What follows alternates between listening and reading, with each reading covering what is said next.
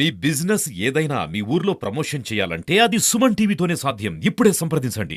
చంద్రబాబు నాయుడు గారు స్వయాన చంద్రబాబు నాయుడు గారు ఏం చెప్పారు? వాలంటీర్ పింఛన్లని ఆపొద్దండి. వాలంటీర్ ఇచ్చే ఏదైతే పింఛన్ ఏదైతే ఉందో ఆ పింఛన్ని ఇమీడియట్గా కొనసాగించాలి. ఎవరు కూడా ఈ ప్రక్రియలో ఎక్కడ ఆటంకాలు రానికుండా చూడండి అని చెప్పి చీఫ్ ఎలక్షన్ కమిషనర్కి, అదేవిధంగా స్టేట్ ఎలక్షన్ కమిషనర్కి రాయడం జరిగింది లేఖ. చంద్రబాబు నాయుడు గారు లేఖ రాసి త్వరగా, అది కూడా ఎన్నో తేదీ, 1వ తేదీ నుంచి 5వ తేదీ లోపల, మీరు చూడండి ఆయన రాసిన లేఖలో నీట్గా స్పష్టంగా ఉంది. 1వ తేదీ నుంచి 5వ తేదీ లోపలే ప్రతి ఒక్కరికి పింఛన్ అందేలాగా చర్యలు చేపట్టాలి. ఇంటికే, అది కూడా ఇంటికే చేరాలని చెప్పి ఆయన లెటర్ రాసింది. చీఫ్ సెక్రటరీకి రాశారు, ఎలక్షన్ కమిషనర్కి రాశారు, ఇద్దరికి లేఖలు రాశారు. అయితే వాటన్నిటిని పక్కన పెట్టి ఎంత దుష్ప్రచారం అండి, ఎంత దుర్మార్గం అండి. వాలంటీర్లను రెచ్చగొట్టి, వాలంటీర్లు మా సెక్రటరీ గారు అంటే ఆదేశాలు ఏమీ ఇవ్వలేదు, డబ్బులు డ్రా చేయొద్దు, పెన్షన్ ఎవరికి ఇవ్వద్దు, టీడీపీ వాళ్ళు కేసు వేశారని చెప్పండి.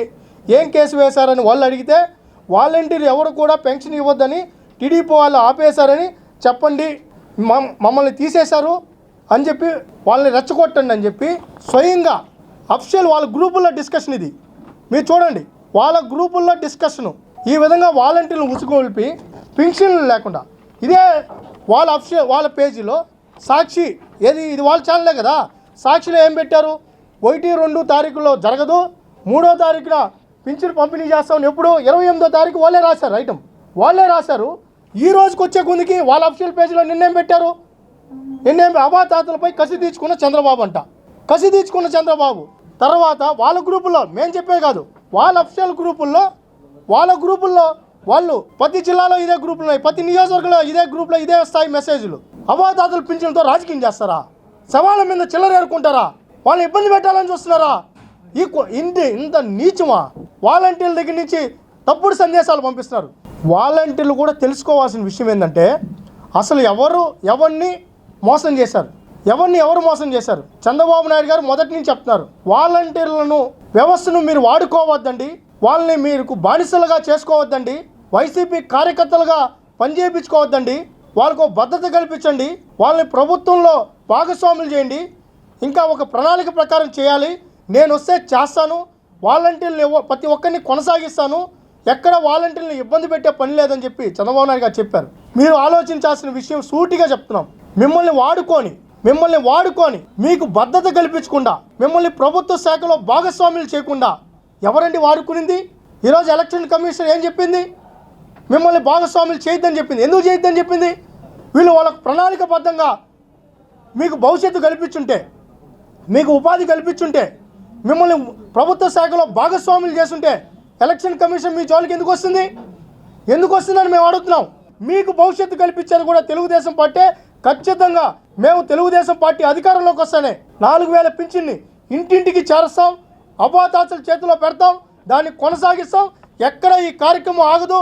మేము కూడా చెప్తాం, వీళ్ళు మోసం చేసి ఈ పింఛన్ కూడా ఆపితే ఈ నెల రేపు నెలది కూడా కలిపి మేము ఇస్తామని చెప్పి చంద్రబాబు నాయుడు గారు చెప్పడం జరిగింది. ఖచ్చితంగా కొనసాగిస్తాం. ప్రతి కార్యకర్త, మేము ప్రతి అవాతాత దగ్గరికి వెళ్తున్నాం. మేము ఈ ప్రభుత్వం చేస్తున్న అరాచకాలను తిప్పికొడతాం. ఈ ఎలక్షన్ కోసం అవాతాతలను మోసం చేసే కార్యక్రమం ఏదైతే ఉందో ఆ కార్యక్రమానికి అవాతాతలకు వివరిస్తాం. తిరుపతి జిల్లా శ్రీకాళహస్తి నియోజకవర్గంలో తెలుగుదేశం పార్టీ జాతీయ అధ్యక్షులు నారా చంద్రబాబు నాయుడు గారు బొజ్జల సుధీర్ రెడ్డి గారి ఆధ్వర్యంలో ప్రజాగలం సభ నిర్వహించారు. ఆ సభ పెద్ద సక్సెస్ అయింది. సక్సెస్ అయిన సభని పక్క రోజు శ్రీకాళహస్తి ఎమ్మెల్యే బిఎఫ్ మధుసూదన్ రెడ్డి గారు ప్రెస్ మీట్ పెట్టి చంద్రబాబు నాయుడు గారిని నోటికొచ్చినట్టు మాట్లాడడం జరిగింది. ఎమ్మెల్యే గారు ఒక్కసారి ఆలోచించండి, మీరు కూడా కొడాలి నాని మాదిరిగా మాట్లాడుతూ ఉన్నారు. 14 సంవత్సరాలు ఈ రాష్ట్రానికి ముఖ్యమంత్రిగా పనిచేసిన నాయకుడు, ప్రతిపక్ష నేతగా చేసిన నాయకుడు, 40 సంవత్సరాలు సుదీర్ఘ రాజకీయ చరిత్ర కలిగిన నాయకుడు గురించి చాలా చిన్నగా అవహేళనగా మీరు ఒకేసారి ఎమ్మెల్యే అయింది, అది గుర్తుపెట్టుకోండి. ఒక్కసారి ఎమ్మెల్యే అయిన దానికి మీరు ఎమ్మెల్యే కాకముందు మీ ప్రెస్ మీట్లు చూడండి, ఎమ్మెల్యే అయిన తర్వాత మీకు అధికారం వచ్చినాక మీ ప్రెస్ మీట్లు మీరే చూసుకోండి. అప్పుడు మీ యొక్క బిహేవియర్, మీ యొక్క ప్రవర్తన మీకే అర్థమవుతుంది. అలాగే చనిపోయిన కీర్తిశేషులు బొజ్జల గోపాలకృష్ణారెడ్డి గారి గురించి కూడా ఆయన అదే విధంగా మాట్లాడారు. నేను ఒకటే అడుగుతున్నా, 30 సంవత్సరాలు తెలుగుదేశం పార్టీ బొజ్జల కుటుంబం ఏం చేసింది అని మీరు అంటున్నారు. నేను దీనికి ఒకటే సమాధానం చెప్తుండా. మీరు ఈ 5 సంవత్సరాల్లో శ్రీకాళహస్తి నియోజకవర్గానికి ఒక్క పరిశ్రమ అయినా తెచ్చారా? ఒక్క పరిశ్రమకి జగన్మోహన్ రెడ్డి సాక్షాత్తు ముఖ్యమంత్రి హోదాలో వచ్చి శంకుస్థాపన చేశాడు కాళహస్తి మండలం ఇలగనూరు దగ్గర. ఈరోజు ఆ పరిశ్రమ పైన ఒక్క ఇటుకరాయి మీరు పెట్టలా.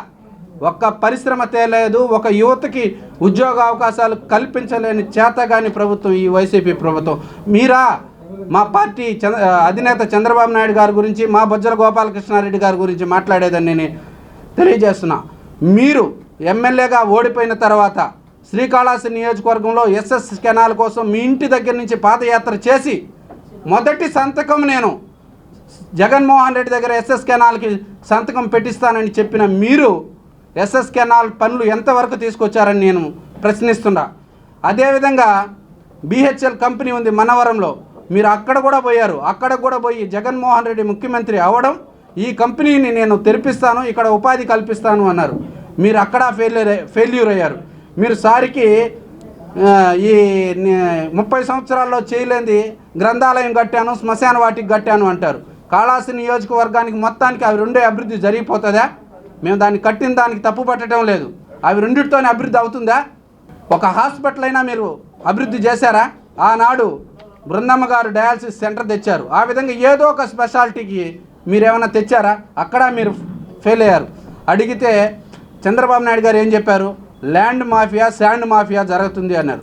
నేను ఖచ్చితంగా చెప్తున్నాను, స్వర్ణముఖి నదిలో అర్ధనాథీశ్వరుడు గుడి ఎదురుగా ఇటాచీలు పెట్టి శాండ్ ఎత్తింది వాస్తవం కాదా అని నేను అడుగుతున్నాను ఎమ్మెల్యే గారిని.